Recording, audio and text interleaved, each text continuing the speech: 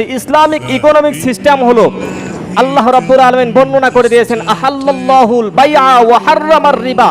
আল্লাহ সুবহানাহু ওয়া তাআলা ঘোষণা করেন তোমাদের জন্য ব্যবসা কেন্দ্রিক, অর্থাৎ ব্যবসাটাকে হালাল করে দিয়েছি। ব্যবসা কি? হালাল।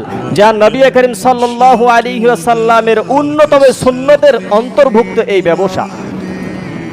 এই ব্যবসা কিন্তু আমার আপনার নবীর সুন্নাত।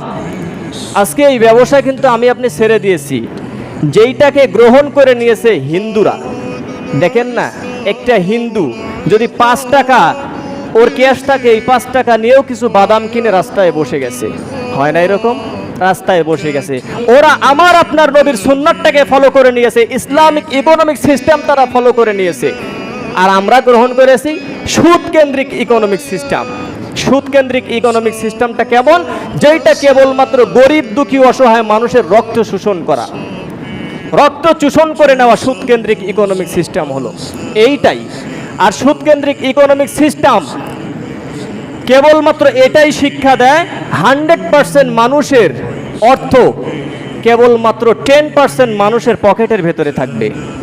10% মানুষের পকেটের ভেতরে থাকবে, বাকি 90% মানুষ খালি পকেট নিয়ে তারা অসহায়ের মতো ঘুরে বেড়াবে।